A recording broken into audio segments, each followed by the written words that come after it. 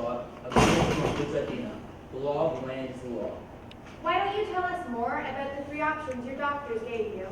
The first is surgery, which poses life-threatening risks. But the doctors say it is the only way he can have a chance of living out a full life. The second option is to leave him sedated on the IABP, which will only last a short period of time and will probably cause complications.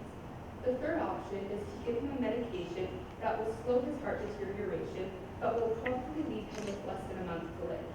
First of all, let's look at the surgery. It is an active form of helping, and as we learned from the pasuk in Vayikra, one must not stand idly by if someone else's life is in danger. Surgery is the only option which gives your father the possibility of living a long life, which is greatly valued by Jewish halacha. There is also a mitzvah say, which states that one has an obligation to save lives. The Torah states in Devarim that a person must return lost belongings. This includes returning a person's life by saving it. Well, doesn't it pose too many risks to his life?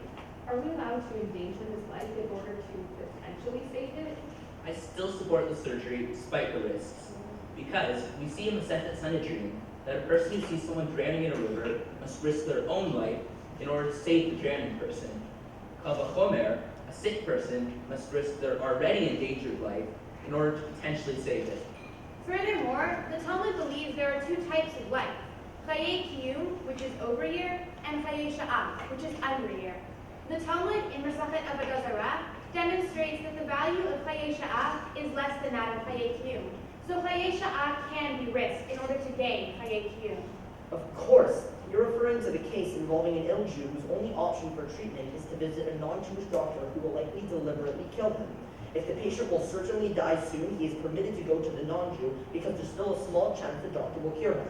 The Talmud states that this risks one type of life, the short Chayei Sha'ah, but concludes that one should not be too concerned with the loss of Chayei Sha'ah when there is a chance of Chayei Kiyum.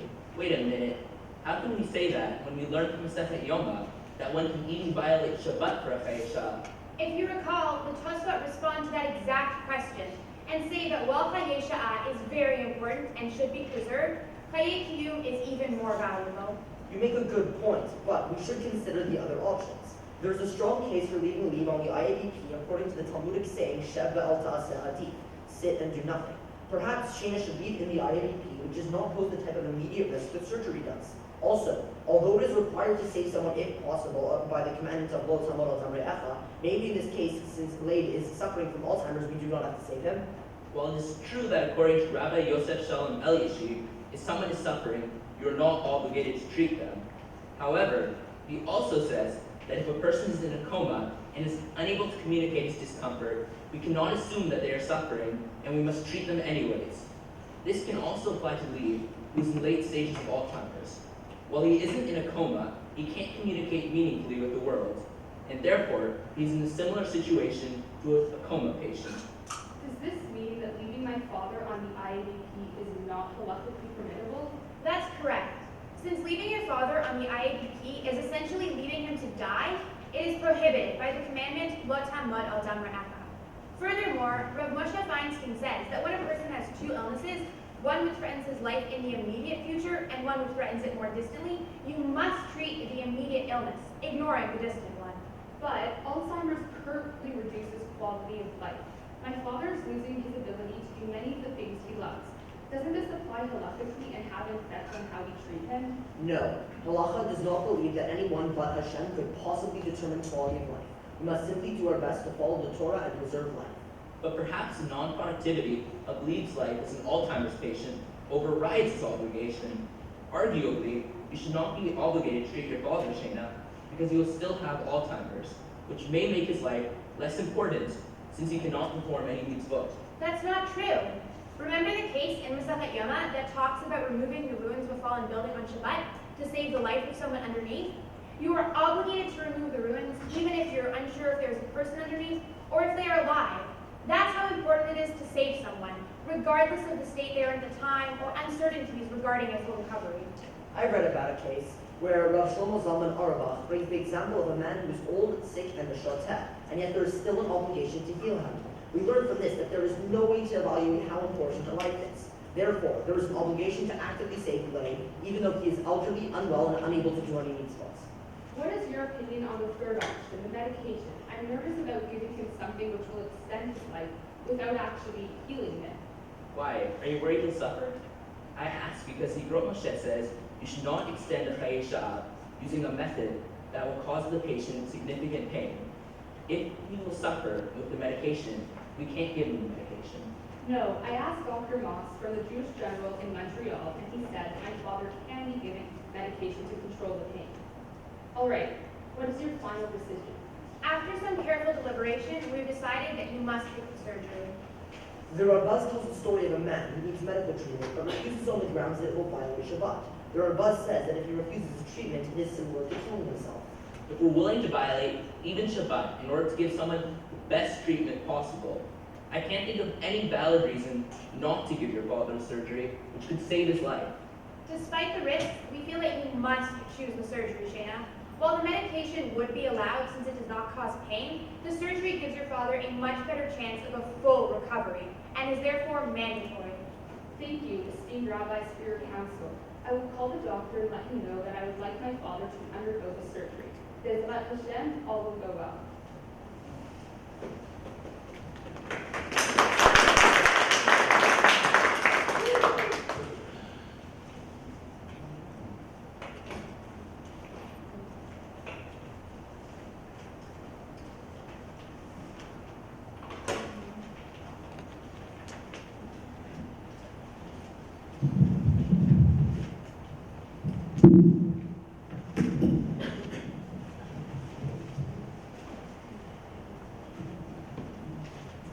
Although in your decision you address the issues concerning possibility of death and percentages with respect to any option, can you explain the apparent conflict in your written decision where you state that while there's risk that Leib dies in surgery, this is not a significant concern?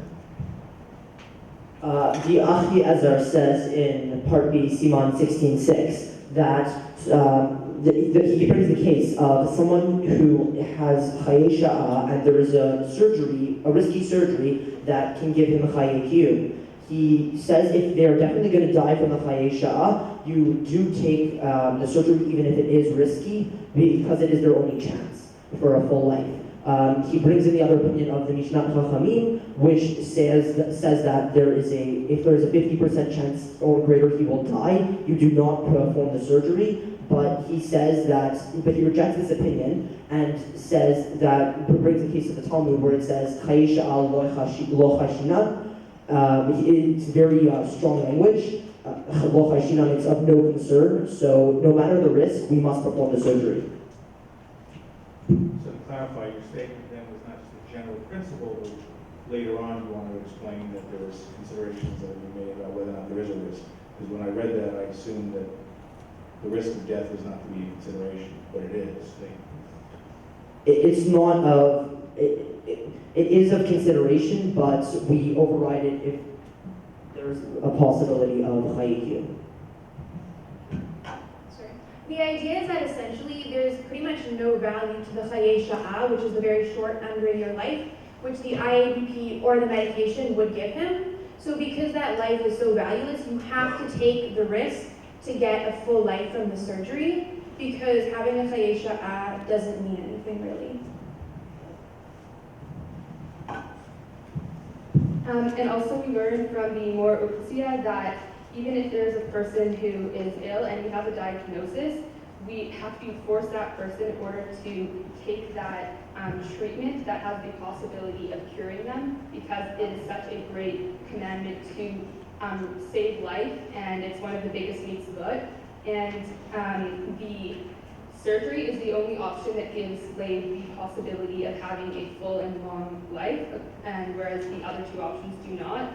So Shayna has the obligation to provide him with the best possible medical treatment, which we deem to be the surgery. Thank you, all of you. Very well done. I have a couple of questions. The first one is about Shayna's quality of life. You didn't really mention that, especially in the oral arguments. Like, for example, what would happen if the surgery won't go as planned, won't go as well. Talk to me a little bit about that, please. Sure. So we learned from the Rav Shlomo Zalman Auerbach that if there is a person who is ill and they are suffering and the burden of their suffering is really great and that affects their family so that their family is put in undue distress just as Shayna is, and we see that she had to postpone her career in journalism because of her father's illness.